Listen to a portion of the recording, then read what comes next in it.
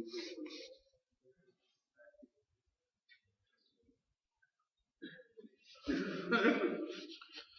الله الرحمن الرحيم. الحمد لله رب العالمين، الصلاة والسلام على أشرف الأنبياء والمرسلين وعلى آله وأصحابه أجمعين ومن تبعهم بإحسان إلى يوم الدين. أما بعد. محترم بھائیو اور دوستو،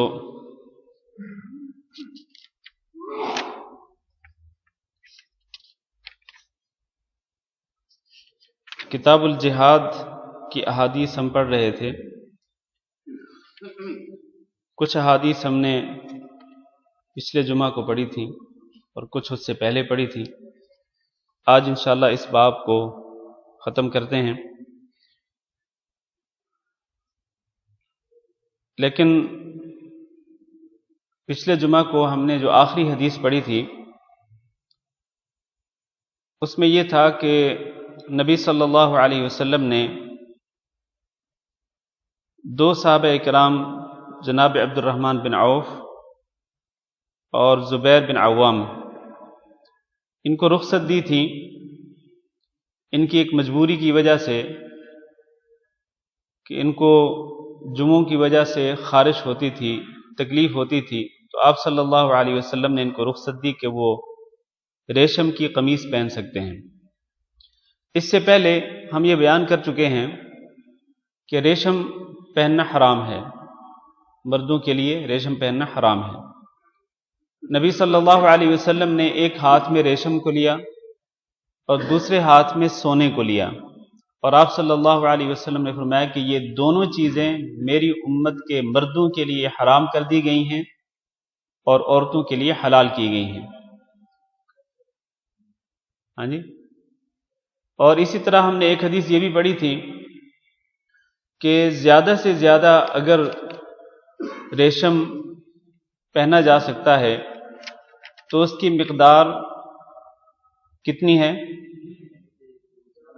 4 انگلیاں. اس حوالے سے ہماری ایک بہن نے سوال کیا ہے کہ 4 انگلیوں سے مراد کیا ہے، اور خاص طور پر بعض مرد حضرات ٹائی پہنتے ہیں تو ٹائی جو ہے وہ لمبی ہوتی ہے اور وہ ریشم کی ہوتی ہے اور اس کی مقدار 4 انگلیوں سے زیادہ ہوتی ہے. تو سوال یہ کیا گیا ہے کہ 4 انگلیاں اگر اس طرح ہوں چوڑائی میں تو ظاہر ہے اس کے برابر، یعنی 4 انگلیاں جو ہمارے سامنے ہیں، ہتھیلی کا پہلا حصہ انگلیوں کے برابر، اس کی اجازت دی رسول اللہ صلی اللہ علیہ وسلم نے. تو سوال یہ ہے کہ 4 انگلیوں کو اگر بجائے چوڑائی کے اگر ان کو لمبائی میں کنورٹ کیا جائے تو کیا لمبائی میں 4 انگلیوں کے برابر ریشم پہنا جا سکتا ہے یا نہیں؟ تو اس کا جواب یہ ہے کہ نہیں. 4 انگلیوں سے مراد اسی طرح ہی ہے، چوڑائی کے لحاظ سے، لمبائی کے لحاظ سے نہیں. چوڑائی کے لحاظ سے 4 انگلیوں کے برابر ریشم کا ایک ٹکڑا 4 انگلیوں کے برابر جو لباس میں کسی بھی جگہ پہ لگا ہو، مثلا کف پہ لگا ہو یا گلے میں لگا ہو یا جسم یا لباس کے کسی بھی حصے میں 4 انگلیوں کے برابر ریشم ہو تو اس کی اجازت ہے. اس سے زیادہ، یعنی اگر 4 انگلیاں اگر لمبائی میں کر لی جائیں اور مثلا ٹائی یا کوئی اور چیز جو ہے وہ اس کے اندر لمبائی کے حساب سے 4 انگلیوں کے بقدر ریشم استعمال کیا جائے تو اس کی اجازت نہیں ہے. اسی طرح ایک سوال ہماری بہن کی طرف سے آیا ہے، میں اس کا جواب بھی درس کی ابتدا میں دے دینا چاہتا ہوں. وہ سوال یہ ہے، ذرا اس موضوع سے ہٹ کر ہے وہ سوال یہ ہے کہ کیا خواتین ایکسرسائز کر سکتی ہیں، خاص طور پر اگر ان کو ضرورت ہو، اور خصوصاً ڈاکٹرز اگر مشورہ دیں کہ آپ ایکسرسائز کریں، آپ کی صحت کے لیے ایکسرسائز ضروری ہے، اور وہ ایکسرسائز ایسی جگہ پہ کریں جہاں پر ان کو مرد دیکھنے والے نہ ہوں، کوئی الگ سے جگہ ہو، الگ سے ایسا مقام ہو جہاں پر صرف عورتیں ہی ہوں، تو کیا عورتیں کسی ایسی جگہ پہ ایکسرسائز کر سکتی ہیں یا نہیں؟ تو اس کا جواب یہ ہے کہ ہاں کر سکتی ہیں، شرعی طور پر اس میں کوئی قباحت نہیں ہے۔ جس طرح ایکسرسائز کی ضرورت مردوں کو ہوتی ہے، اسی طرح ایکسرسائز کی ضرورت عورتوں کو بھی ہوتی ہے۔ جسمانی صحت کے لیے یہ چیز بہت ہی ضروری ہے، جیسا کہ ڈاکٹرز حضرات کہتے ہیں۔ تو اگر مناسب لباس پہنا ہوا ہو خاتون نے، اور مناسب لباس سے مراد کیا ہے؟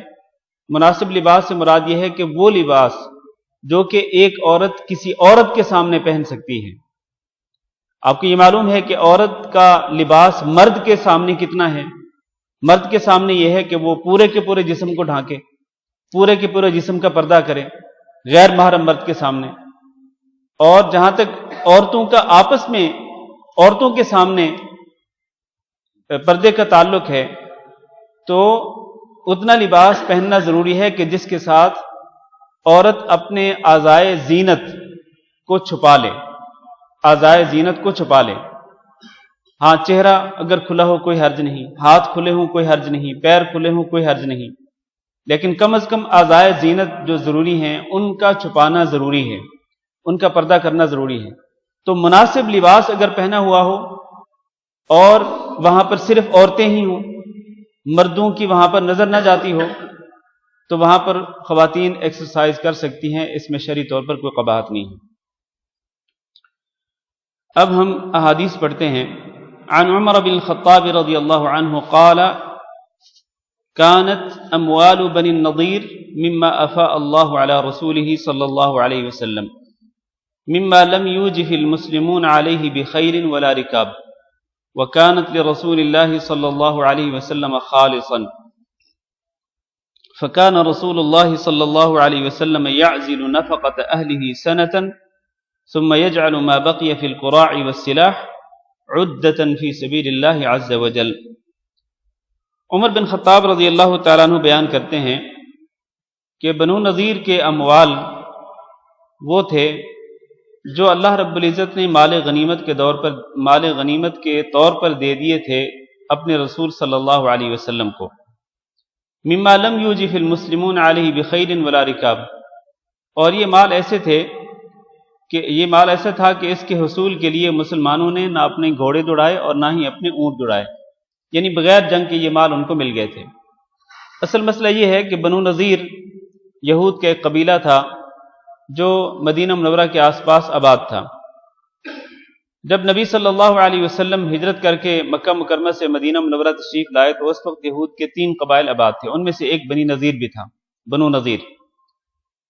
تو ان یہودی قبائل کے ساتھ نبی صلی اللہ علیہ وسلم کا معاہدہ تھا کہ یہ یہودی قبائل مسلمانوں کے خلاف جنگ نہیں کریں گے، یا کافروں کے ساتھ مل کر مسلمانوں کے خلاف جنگ، یعنی نہ تو خود وہ جنگ کریں گے یہ یہودی قبائل، اور نہ ہی کافروں کے ساتھ مل کر مسلمانوں کے خلاف جنگ کریں گے، اور اس کے بدلے میں مسلمان یہودیوں کے مال کا تحفظ یقینی بنائیں گے اور ان کی جانوں کا تحفظ یقینی بنائیں گے، یعنی ان کو جان اور مال کا تحفظ دیں گے، ان کے جان اور ان کی مال کی حفاظت کریں گے۔ یہ معاہدہ تھا مسلمانوں کے درمیان اور یہود کے قبائل کے درمیان۔ لیکن ہوا یہ کہ نبی صلی اللہ علیہ وسلم ایک شخص کی دیت ادا کرنے کے لیے، ایک قتل ہوا تھا، اس کی دیت ادا کرنے کے لیے نبی صلی اللہ علیہ وسلم کچھ لوگوں کے پاس گئے دیت کا مال جمع کرنے کے لیے۔ آپ صلی اللہ علیہ وسلم بنو نضیر کے پاس بھی گئے۔ جب بنو نضیر کے پاس گئے تو بنو نضیر کے یہود نے سازش تیار کی کہ آپ صلی اللہ علیہ وسلم کسی دیوار کے سائے میں ہوں اور اوپر سے مکان کی چھت پر سے آپ صلی اللہ علیہ وسلم پر کوئی بھاری بھرکم پتھر گرا دیا جائے، اس کے ساتھ ہی نبی صلی اللہ علیہ وسلم کو شہید کر دیا جائے۔ یہ یہودیوں کی سازش تھی، لیکن اللہ رب العزت نے حضرت جبریل امین علیہ السلام کے ذریعے نبی صلی اللہ علیہ وسلم کو اس کی اطلاع کر دی کہ یہودی آپ صلی اللہ علیہ وسلم کو شہید کرنے کی سازش کر رہے ہیں، تو آپ یہاں سے چلے جائیں۔ چنانچہ نبی صلی اللہ علیہ وسلم وہاں سے چلے گئے۔ اس کے بعد آپ صلی اللہ علیہ وسلم نے، جب آپ کو یہ پتہ چلا کہ یہ یہودی قبیلہ غدار ہے اور یہ دھوکے باز ہے اور یہ خیانت کرتا ہے، تو آپ صلی اللہ علیہ وسلم نے اپنی مسلمان فوج کو حکم دیا کہ وہ اس قبیلے کا محاصرہ کر لیں۔ محاصرہ ہو گیا۔ اب اس کے بعد وہ لوگ صلح کرنے پر آمادہ ہو گئے، انہوں نے صلح پر آمادگی ظاہر کر دی کہ ہم آپ کے ساتھ صلح کرنے پر تیار ہیں۔ چنانچہ صلح ہو گئی۔ تو اس صلح کے معاہدے کے تحت بنو نذیر کے جتنے اموال تھے، ان کا جتنا بھی مال و دولت تھا، وہ سارے کے سارا رسول اللہ صلی اللہ علیہ وسلم کے پاس آ گیا۔ اور یہ مال وہ تھا کہ جس کے حصول کے لیے مسلمانوں نے نہ اپنے گھوڑے دوڑائے نہ اپنے اونٹ دوڑائے، یعنی بغیر کسی جنگ کے مسلمانوں کے پاس یہ سارے مال آ گئے۔ اسی کا ذکر کر رہے ہیں عمر بن خطاب رضی اللہ تعالیٰ عنہ، کہتے ہیں کانت اموال بنی النضیر، بنو نذیر کے جو اموال تھے ان کا جتنا بھی مال و دولت تھا، چاہے وہ جانوروں کی شکل میں تھا، اونٹ تھے، گھوڑے تھے، یا زمین تھی، یا سونا چاندی تھا، جتنا بھی مال تھا ان کا، مما افاء اللہ علی رسولہ، اللہ تعالیٰ نے اس کو لٹا دیا تھا مال غنیمت کے طور پر رسول اللہ صلی اللہ علیہ وسلم کے پاس، یعنی اللہ تعالیٰ نے یہ مال غنیمت کے طور پر رسول اللہ صلی اللہ علیہ وسلم کو عطا کر دیا۔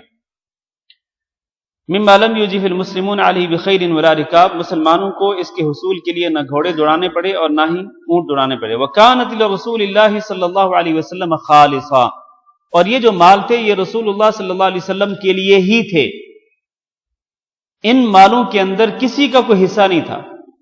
یہاں یہ وضاحت کر دوں کہ کافروں کے قبضے سے جو مال مسلمانوں کے ہاتھ لگتا ہے وہ دو قسم کا ہوتا ہے، ایک مال غنیمت کہلاتا ہے اور دوسرا مال فے کہلاتا ہے۔ مال غنیمت کون سا مال ہوتا ہے؟ جو جنگ کرنے کے بعد مسلمانوں کے ہاتھ لگے۔ تو اس مال کے 5 حصے کیے جاتے ہیں، ایک حصہ اللہ کے لیے اور اللہ کے رسول صلی اللہ علیہ وسلم کے لیے ہوتا ہے، اور 4 حصے مجاہدین میں تقسیم کیے جاتے ہیں، 4 حصے مجاہدین میں تقسیم کیے جاتے ہیں۔ اور مال فے کون سا مال ہوتا ہے؟ مال فے وہ مال ہوتا ہے جو بغیر جنگ کے مسلمانوں کے ہاتھ لگ جائے، جس طرح کہ یہ مال تھا، بنو نذیر کا مال مسلمانوں کے ہاتھ لگ گیا، اس کو مال فے کہتے ہیں۔ مال فے جو ہے یہ اللہ کے لیے ہی ہوتا ہے اور اللہ کے رسول صلی اللہ علیہ وسلم کے لیے ہوتا ہے۔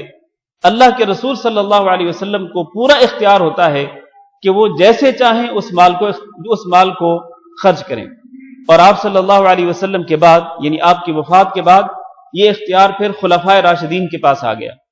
پھر اسی طرح جو بھی امیر مجاہدین ہوگا، جو امیر لشکر ہوگا، مسلمانوں کی فوج کا جو امیر ہوگا، جو سپہ سالار ہوگا، اس کے پاس یہ اختیار ہوگا کہ جو مال کافروں سے بغیر لڑائی کے مسلمانوں کے ہاتھ لگے گا تو امیر مجاہدین یا امیر لشکر جو ہے وہ اپنی ثوابدید پر اس کو جہاں چاہے خرچ کر سکتا ہے۔ یہی بیان کر رہے ہیں حضرت عمر بن خطاب، کہتے ہیں وَكَانَتْ لِرَسُولِ اللَّهِ صلی اللہ علیہ وسلم خالصاً، یہ جو مال تھا جو بنو نذیر سے مال فے کے طور پر ملا تھا بغیر جنگ کے، یہ رسول اللہ صلی اللہ علیہ وسلم کے لیے ہی تھا، اس میں کسی اور کا کوئی حصہ نہیں تھا۔ تو پھر آپ صلی اللہ علیہ وسلم اس مال کے ذریعے کیا کرتے تھے؟ اس کو کہاں پر خرچ کرتے تھے؟ فرماتے ہیں فَكَانَ رَسُولُ اللَّهِ صلی اللہ علیہ وسلم يَعْزِلُ نَفَقَةَ أَهْلِهِ سَنَةً، نبی صلی اللہ علیہ وسلم اس مال میں سے اپنے گھر والوں کا 1 سال کا خرچہ نکال لیتے تھے۔ 1 سال میں جتنا خرچہ ہوتا تو اتنا خرچہ نبی صلی اللہ علیہ وسلم اس مال میں سے لے لیتے، باقی مال کے کیا کرتے؟ ثم يجعل ما بقي في القراع والسلاح، پھر آپ صلی اللہ علیہ وسلم باقی مال کو خرچ کرتے تھے گھوڑے خریدنے میں اور اسلحہ خریدنے میں۔ چونکہ یہ مال جہاد کے ذریعے نبی صلی اللہ علیہ وسلم کے ہاتھ آیا، آپ صلی اللہ علیہ وسلم کو ملا، تو آپ صلی اللہ علیہ وسلم اپنے گھر والوں کا خرچہ نکالنے کے بعد اس مال کو دوبارہ جہاد کے لیے تیاری کرنے پر خرچ کرتے۔ وہ گھوڑے جو جہاد کے لیے ضروری ہوتے، جو اسلحہ اور جو ساز و سامان مجاہدین کے لیے ضروری ہوتا، آپ صلی اللہ علیہ وسلم اس مال کے ذریعے وہی اسلحہ اور وہی ساز و سامان خریدا کرتے تھے۔ عدۃ فی سبیل اللہ عز وجل، اللہ کے راستے میں جہاد کی تیاری کرتے ہوئے آپ صلی اللہ علیہ وسلم اس طرح گھوڑے خریدتے تھے، اور اسی طرح آپ صلی اللہ علیہ وسلم اسلحہ خریدتے تھے مجاہدین کے لیے۔ یہ حدیث جو ہے اس میں اس بات کی دلیل ہے کہ ایک امیر لشکر اپنے گھر والوں کا خرچہ مال فے میں سے نکال سکتا ہے، جیسے کہ رسول اللہ صلی اللہ علیہ وسلم مال فے میں سے اپنے گھر والوں کے پورے سال کا خرچہ، اپنے گھر والوں کا پورے سال کا خرچہ نکال لیتے تھے۔ باقی مال جو ہے وہ امیر لشکر کو اختیار ہے وہ اپنی ثوابدید پر جس طرح چاہے اس کو خرچ کرے، خصوصاً جہاد کے اغراض و مقاصد کے لیے مجاہدین کو تیار کرنے کی خاطر جو ساز و سامان ضروری ہو اس کو خرچ کرنے پر امیر لشکر جو ہے وہ اس سامان کو، اس مال کو خرچ کر سکتا ہے۔ اس حدیث کے بارے میں کوئی سوال ہو کر سکتے ہیں؟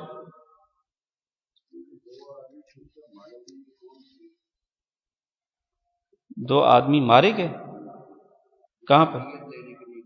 ہاں جی، یہ ایک قبیلہ تھا بنو عامر، اس قبیلے کے ایک شخص مر گیا تھا، یعنی اس کو قتل کر دیا گیا تھا، اب اس کی دیت ادا کرنی تھی۔ وہ شخص جو قتل ہوا تھا وہ مسلمان نہیں تھا، لیکن وہ مسلمانوں کے ہاتھوں قتل ہو گیا تھا۔ آپ کو پتہ ہے نا کہ قتل خطا کی دیت کیا ہے؟ ہم نے سورۃ النساء کی تفسیر میں یہ پڑھا تھا کہ اگر کوئی شخص غلطی سے مارا جائے تو اس کی دیت دینی پڑتی ہے۔ تو مسلمانوں کے ہاتھوں ایک شخص مار دیا گیا تھا، اس کو غلطی سے قتل کر دیا گیا تھا، تو اب اس کی دیت جو ہے وہ رسول اللہ صلی اللہ علیہ وسلم کو بیت المال سے ادا کرنی تھی، لیکن آپ کے پاس تھا کچھ نہیں۔ تو آپ صلی اللہ علیہ وسلم مختلف قبائل کے پاس جا رہے تھے کہ آپ ہماری مدد کریں، یہ دیت ادا کرنے میں ہماری مدد کریں، ہم دیت کا پورا جو مال ہے وہ جمع کر کے ہم اس کو ادا کر دیں جس قبیلے کا آدمی قتل کیا گیا ہے۔ تو اسی سلسلے میں آپ صلی اللہ علیہ وسلم بنو نذیر کے پاس بھی گئے تھے اسی دیت کا مال جمع کرنے کی خاطر، لیکن بنو نذیر نے غداری کی تھی اور خیانت کی تھی۔ ہاں جی، کوئی اور سوال؟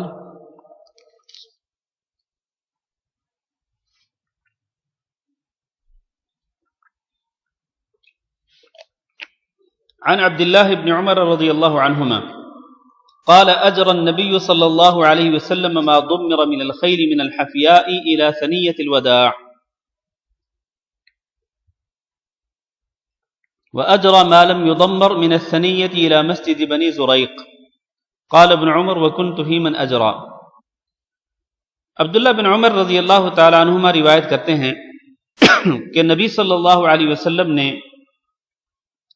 ان گھوڑوں کا مقابلہ کرایا، دوڑ کا مقابلہ کرایا کہ جن کو خاص طور پر تیار کیا گیا تھا۔ عمدہ قسم کے گھوڑوں کے درمیان آپ صلی اللہ علیہ وسلم نے مقابلہ کرایا، گھوڑ دوڑ ہوئی۔ اور یہاں یہ جو لفظ ہے ما ضمر من الخیل، وہ گھوڑے جن کو خصوصی طور پر تیار کیا گیا تھا۔ ان کو کس طرح تیار کیا جاتا تھا؟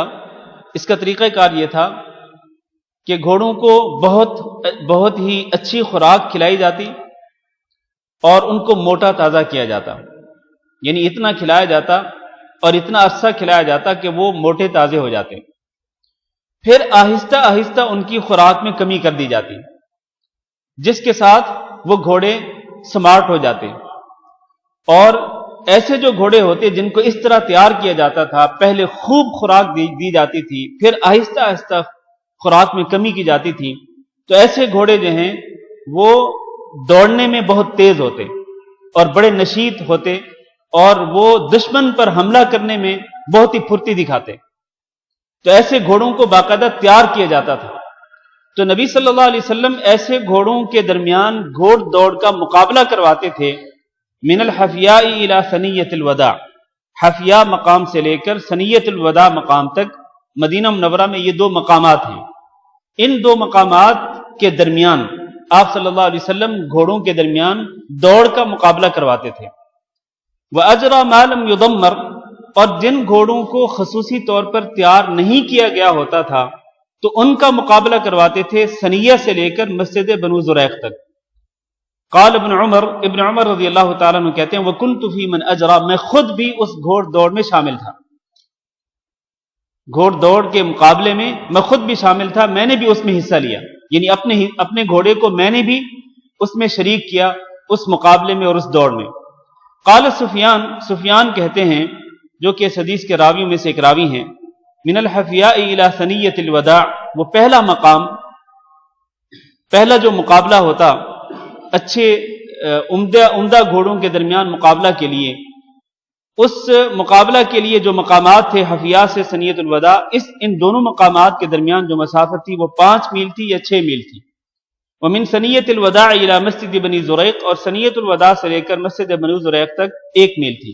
یعنی آپ دیکھیں جن گھوڑوں کو خوب تیار کیا گیا ہوتا اور وہ طاقتور ہوتے، مضبوط ہوتے اور وہ خوب دوڑ سکتے تھے، ان کے درمیان مقابلہ کرانے کے لیے مسافت لمبی ہوتی، تقریباً 5 یا 6 کلومیٹر یا 6 میل، 5 یا 6 میل، اور یہ اچھی خاصی مسافت ہے۔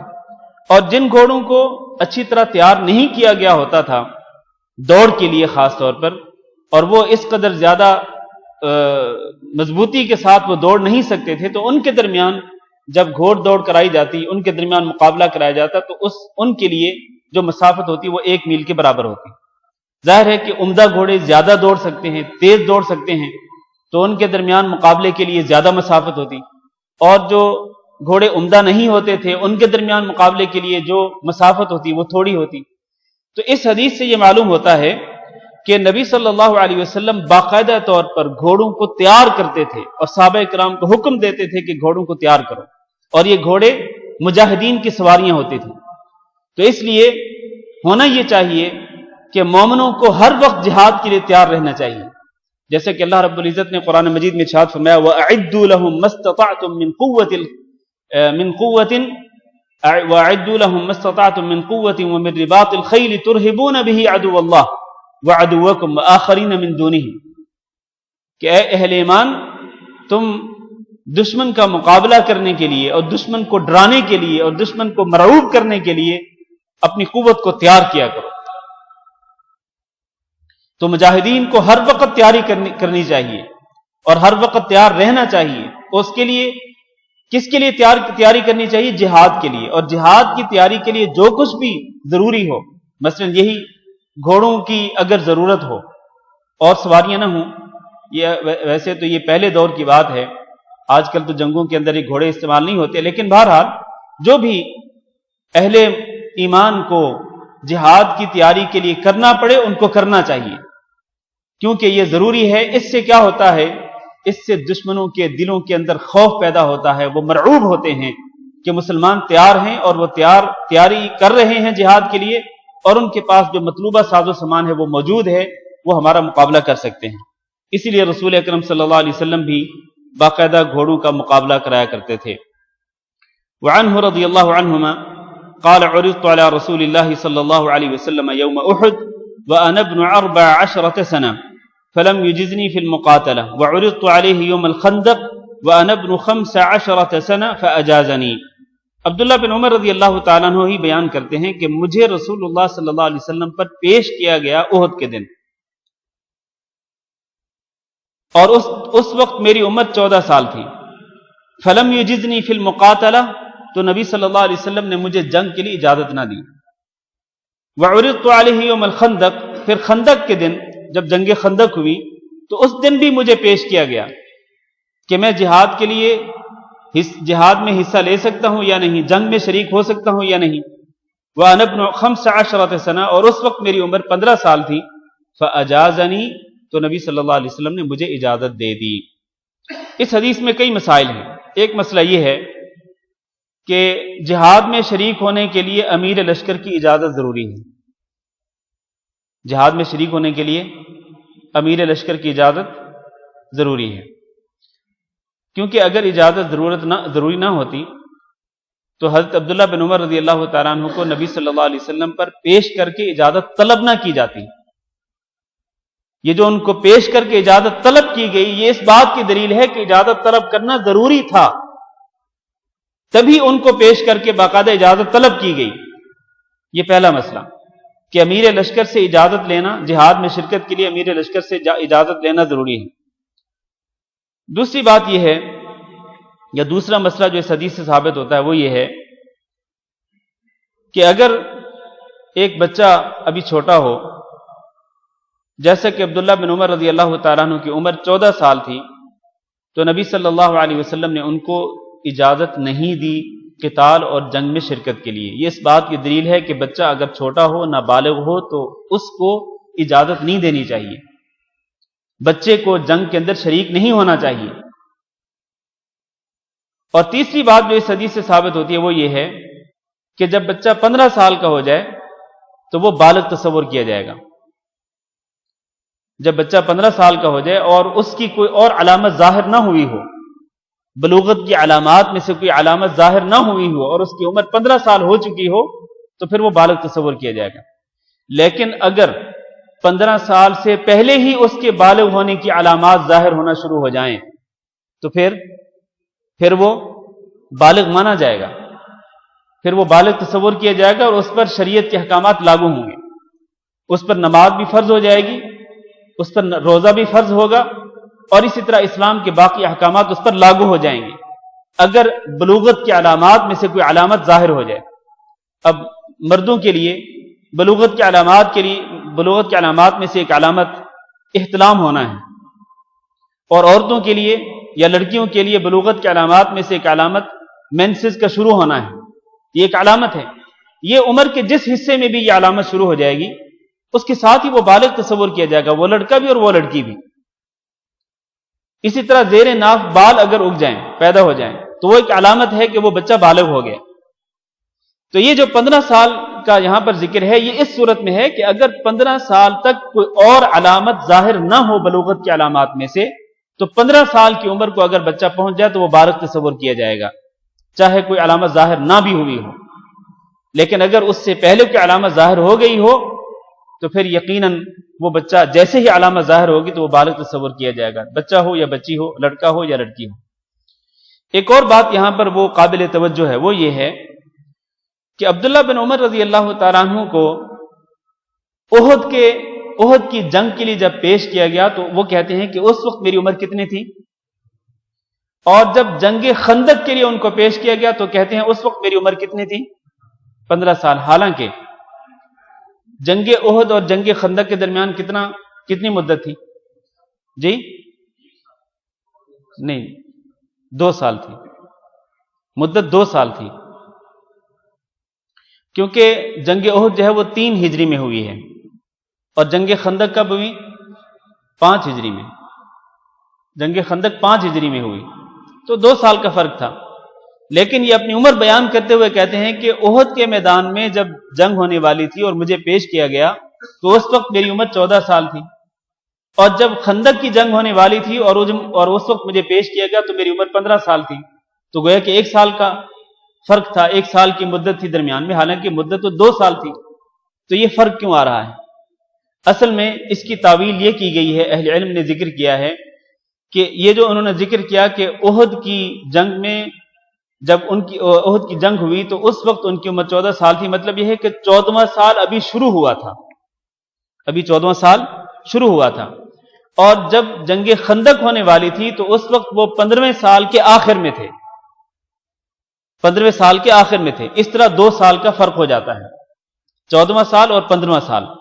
تو یہ اس کی تعویل ہے، یہ اس کی توجیہ ذکر کی ہے اہل علم نے، واللہ اعلم۔ وعنه ان رسول الله صلی اللہ علیہ وسلم قسم في النفل للفرس سہمین وللرجل سہما۔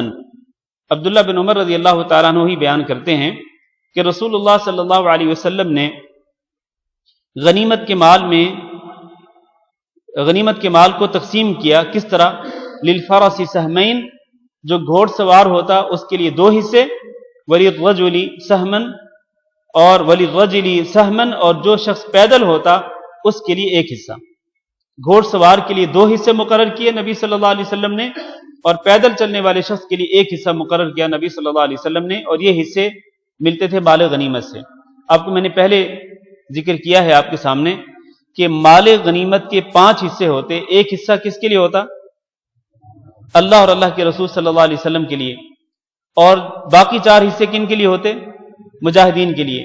اب مجاہدین کے اندر کئی قسم کے مجاہدین ہوتے، کئی مجاہدین ایسے ہوتے جو اپنے گھوڑوں پر سوار ہوتے اور سوار ہو کر کے وہ جنگ کیا کرتے تھے، لڑائی کیا کرتے تھے، اور بعض مجاہدین ایسے ہوتے تھے کہ ان کے پاس اپنی سواریاں نہیں تھیں، تو وہ پیدل چلتے ہوئے ہی وہ جہاد کے اندر شریک ہوتے اور لڑائی کرتے کافروں کے خلاف۔ تو ان مجاہدین کے درمیان مال غنیمت کی تقسیم کی ریشو کیا تھی؟ ریشو اسی طرح تھی کہ جو گھوڑ سوار ہوتا اس کو 2 حصے دیے جاتے، کیونکہ وہ خود بھی شریک ہوتا اور اس کی سواری بھی شریک ہوتی میدان جہاد کے اندر، جہاد فی سبیل اللہ کے اندر، تو اس لیے اس کو 2 حصے دیے جاتے۔ اور جو پیدل چلنے والا ہوتا وہ چونکہ اکیلا ہوتا، اس کی سواری اس کے ساتھ نہ ہوتی تو اس کو ایک ہی حصہ دیا جاتا تھا۔ یہ طریقہ تھا نبی صلی اللہ علیہ وسلم کا مال غنیمت کی تقسیم کے لیے۔ وعنہ ان رسول اللہ صلی اللہ علیہ وسلم كان ينفل بعض من يبعث في السرايا لانفسهم خاصة سوى قسم عامة الجيش۔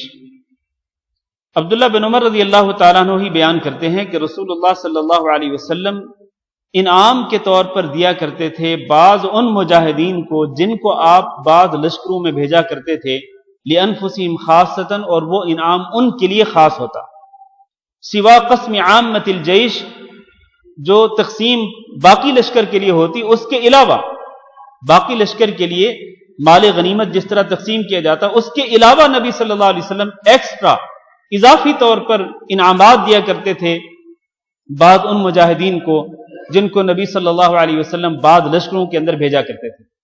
اور اس سے ثابت ہوتا ہے کہ آپ صلی اللہ علیہ وسلم اگر بعض لشکر کسی خاص مہم کے لیے روانہ کرتے تو اس خاص مہم کے لیے روانہ کیا جانے والا جو لشکر ہوتا اس کا ایک حصہ تو وہ ہوتا جو باقی لشکر کا ہوتا، باقی پوری فوج کا ہوتا، اور دوسرا حصہ جو ہے وہ نبی صلی اللہ علیہ وسلم کی طرف سے خصوصی انعام کے طور پر ہوتا مجاہدین کے لیے۔ آپ صلی اللہ علیہ وسلم ان کی حوصلہ افزائی کے لیے، ان کی ہمت بڑھانے کے لیے آپ صلی اللہ علیہ وسلم ان کو خصوصی انعامات بھی دیا کرتے تھے۔ یہ حدیث اس بات کی دلیل ہے کہ امیر لشکر جو ہے اس کو اس بات کا اختیار ہے، اگر وہ دیکھے کہ مجاہدین میں سے کچھ مجاہدین ایسے ہیں جو بڑی ہمت کے ساتھ، بڑے صبر کے ساتھ وہ جہاد میں حصہ لے رہے ہیں اور شجاعت اور بہادری دکھلا رہے ہیں اور کسی خاص مہم میں حصہ لے رہے ہیں، تو امیر لشکر ایسے مجاہدین کو خصوصی طور پر انعامات سے نواز سکتا ہے، ان کی ہمت کو دیکھ کر، ان کے تحمل، ان کی صبر کو دیکھ کر اور ان کی کوشش کو دیکھ کر، ان کی تگ و دو کو دیکھ کر امیر لشکر جو ہے وہ ان کو خصوصی انعامات دے سکتا ہے۔ پلس جو حصہ عام فوج کے درمیان مال غنیمت کا ہوگا اس میں سے بھی ان کو حصہ ملے گا، خصوصی طور پر بھی انعام ملے گا، اور عام فوج کے لیے جو حصہ ہوگا جو مال غنیمت تقسیم کیا جائے گا تو اس میں بھی ان کا حصہ ضرور نکالا جائے گا۔ عن ابی موسیٰ عبد اللہ بن قیس الاشعری رضی اللہ عنہ عن النبی صلی اللہ علیہ وسلم قال من حمل علینا السلاح فلیس منا۔ حضرت ابو موسیٰ عبداللہ بن قیس الاشعری رضی اللہ تعالیٰ عنہ بیان کرتے ہیں کہ نبی صلی اللہ علیہ وسلم نے ارشاد فرمایا، جو شخص ہمارے اوپر اسلحہ اٹھائے، جو شخص ہمارے اوپر اسلحہ اٹھائے، فلیس منا، تو وہ ہم میں سے نہیں ہے۔ اس حدیث سے آپ اندازہ کر سکتے ہیں کہ کسی مومن پر اسلحہ اٹھانا کس قدر خطرناک ہے۔ آپ دیکھیں الفاظ کیا ہیں، اسلحہ اٹھائے، اسلحے کے ساتھ وہ وار نہیں کرتا، فائر نہیں کھولتا، بلکہ صرف اسلحہ اٹھا کے دکھاتا ہے کہ دیکھو، جیسے کہ کئی ڈاکو چور جو ہیں وہ جب گھر کے اندر داخل ہوتے ہیں تو اسلحہ تان لیتے ہیں، اسلحہ تان لیتے ہیں، کنپٹی پہ رکھ لیتے ہیں اور کہتے ہیں نکالو جو کچھ تمہارے پاس ہے۔ تو یہ جو اسلحہ اٹھانا ہے اور اسلحے کا فائر نہیں کیا، اسلحہ چلایا نہیں، اسلحے کے ساتھ وار نہیں کیا، بلکہ صرف اسلحہ تانا ہے، اسلحہ تانا اور اسلحہ اٹھانا یہ کس قدر خطرناک ہے کہ جو شخص یہ اس طرح کرتا ہے فرمایا لیس منا، وہ ہم میں سے نہیں ہے، وہ امت محمدیہ سے خارج ہو گیا، وہ امت محمدیہ سے نکل گیا، اس کا امت محمدیہ سے کوئی تعلق نہیں ہے۔ تو آپ اندازہ کر سکتے ہیں کہ اگر صرف اسلحہ کو اٹھانا اس قدر خطرناک ہے کہ اس کی وجہ سے انسان دائرہ اسلام سے خارج ہو جاتا ہے، تو اسلحے کے ساتھ وار کرنا، اسلحے کو چلانا، اسلحے کا فائر کھولنا اور مومنوں کو قتل کرنا یہ کتنا بڑا گناہ ہوگا اور کس قدر سنگین جرم ہوگا۔ اور آج کل اللہ رب العزت معاف فرمائے، یہاں تو اللہ رب العزت کا بڑا فضل ہے میرے بھائیوں کہ یہاں امن و امان ہے، اور یہ بہت بڑی نعمت ہے میرے عزیز بھائیوں، امن و امان بہت بڑی نعمت ہے۔ آپ دیکھیں نا، اللہ تعالیٰ نے امن و امان کی نعمت کو خاص طور پر ذکر کیا سورۃ قریش میں، کیا فرمایا؟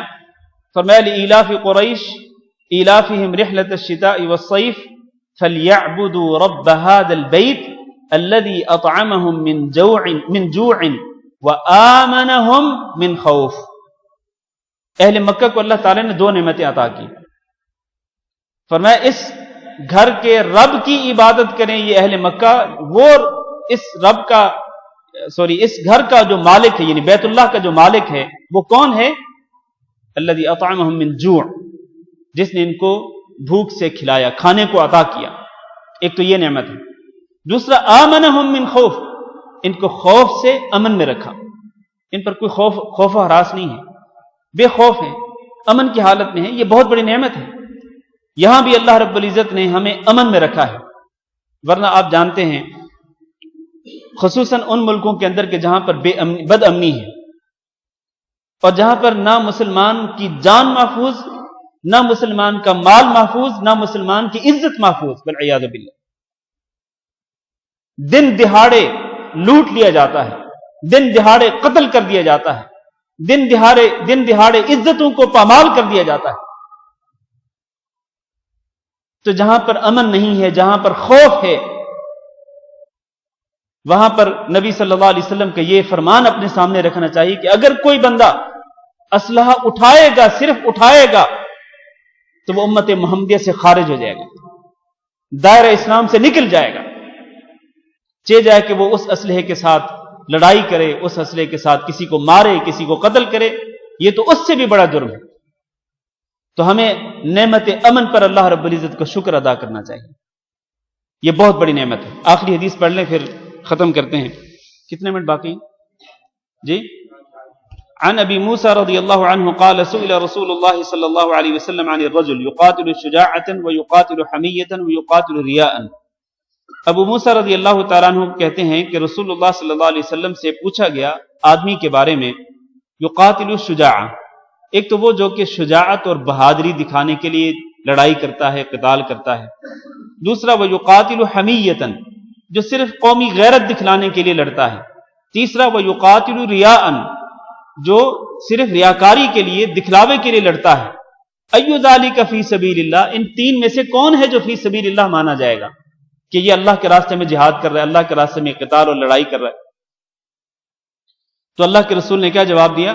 من قاتل لتکون کلمۃ اللہ ہی العلیٰ فہو فی سبیل اللہ، جو شخص قتال کرے اس لیے کہ اللہ کا کلمہ ہی بلند ہو، فہو فی سبیل اللہ، تو وہ ہے اللہ کے راستے میں جہاد کرنے والا. صرف اور صرف کلمہ طیبہ لا الہ الا اللہ محمد الرسول اللہ کو بلند کرنے کی خاطر کہ اس کلمے کا غلبہ ہو اور اس کلمے کو ماننے والے جو لوگ ہیں ان کو فتح نصیب ہو، غلبہ نصیب ہو.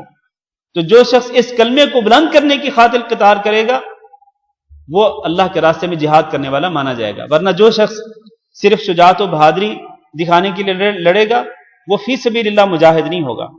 یا قومی حمیت اور قومی غیرت کی خاطر لڑے گا تو وہ بھی فی سبیل اللہ مجاہد نہیں ہوگا. یا پھر ریاکاری کرتے ہوئے لڑے گا تو وہ بھی فی سبیل اللہ مجاہد نہیں ہوگا. فی سبیل اللہ مجاہد وہی ہے جو صرف اور صرف اللہ کی رضا کی خاطر، اللہ کے کلمے کو بلند کرنے کی خاطر، اللہ کے دین کو غالب کرنے کی خاطر لڑے گا، تو وہ اللہ رب العزت کے نزدیک مجاہد فی سبیل اللہ ہوگا. اللہ تعالیٰ سے دعا کرتے ہیں کہ اللہ رب العزت ہم سب کو بھی اپنے راستے میں جہاد کرنے والا بنائے، اور ہم سب کو بھی اللہ رب العزت دین کی خدمت کرنے کی توفیق نصیب فرمائے. استغفر اللہ لی ولکم انہ هو الغفور الرحیم. آخری 2 باب رہ گئے ہیں، ایک کتاب العتق ہے اور دوسرا باب بیع المدبر ہے. یعنی تقریباً 1 2 3 4 حدیثیں باقی ہیں، یا 4 حدیثیں باقی ہیں. انشاءاللہ اگلے جمعہ کو کتاب ختم کریں گے. آپ کے سوالات لینے سے پہلے میں یہاں یہ عرض کرنا چاہتا ہوں، بلکہ آپ سے رائے لینا چاہتا ہوں. کتنے منٹ باقی ہیں؟ ہو گیا ٹائم؟ صرف یہ آپ سوچ لیں کہ اس کتاب کو ختم کرنے کے بعد ہم نے نئی کون سی کتاب شروع کرنی ہے؟ جی میرے ذہن میں 2 کتابیں ہیں. ایک ہے مختصر صحیح بخاری، اور ایک کتاب ہے جس کا نام ہے منتقل اخبار. منتقل اخبار یہ وہ کتاب ہے، میں مختصر طور پر عرض کرتا ہوں. یہ جو کتاب ہم نے پڑھی ہے اس میں صرف بخاری مسلم کی حدیثیں ہیں، ٹھیک ہے؟ جبکہ حدیث کی دوسری کتابیں بھی موجود ہیں، مثلا ابو داؤد ہے، سنن نسائی ہے، ابن ماجہ ہے، ترمذی ہے، اور باقی حدیث کی کتاب مسند احمد بن حنبل ہے۔ تو منتقل اخبار میں احکام کے متعلق، مسائل کے متعلق وہ احادیث ہیں جو کہ 7 کتابوں سے لی گئی ہیں، بخاری، مسلم، ابو داؤد، ترمذی، ابن ماجہ، نسائی اور مسند احمد۔ ان 7 کتابوں سے احکام و مسائل کے متعلق جو احادیث ہیں وہ جمع کی گئی ہیں، اور اس کتاب کا نام ہے منتقل اخبار۔ اگر آپ چاہیں تو ہم وہ کتاب بھی پڑھ سکتے ہیں، اور وہ بھی اردو میں اویلیبل ہے، 2 جلدوں کے اندر چھپی ہوئی ہے، اور اسی طرح مختصر صحیح بخاری جو ہے وہ بھی 2 جلدوں کے اندر اویلیبل ہے۔ ایک تیسری رائے آپ کو بتلا دوں، ہمارے ایک بھائی نے ایک رائے پیش کی تھی کہ ایک خاص کورس ہم کروائیں، کوئی بھی کتاب شروع کرنے سے پہلے ہم ایک خاص کورس کروا لیں۔ کورس کیا ہو کہ ہم اگر دعوت کے میدان میں کام کرتے ہیں، اور ہم میں سے ہر شخص داعی ہے، تو ہم کس طرح کسی کو دعوت دیں، دعوت کا کام کرنے کے لیے ہماری ٹریننگ ہونی چاہیے کہ ہم نے دعوت کس طرح دینی ہے، اور دعوت میں ہم نے کیا پیش کرنا ہے۔ یہ 2 چیزیں ہیں، دعوت کا اسلوب کیا ہے اور دعوت میں کیا کرنا ہے۔ تو یہ چیزیں جو ہے اگر اس پر ایک مختصر سا کورس، شارٹ کورس اگر کرا لیا جائے، تو اس کی بھی ایک رائے آئی ہے بعض ساتھیوں کی طرف سے، تو آپ لوگ غور کر لیں، انشاءاللہ آئندہ جمعہ کو فائنل کریں گے، ابھی اذان کا ٹائم ہو گیا۔ جزاکم اللہ خیر۔ سوال انشاءاللہ بعد میں لیتے ہیں انشاءاللہ۔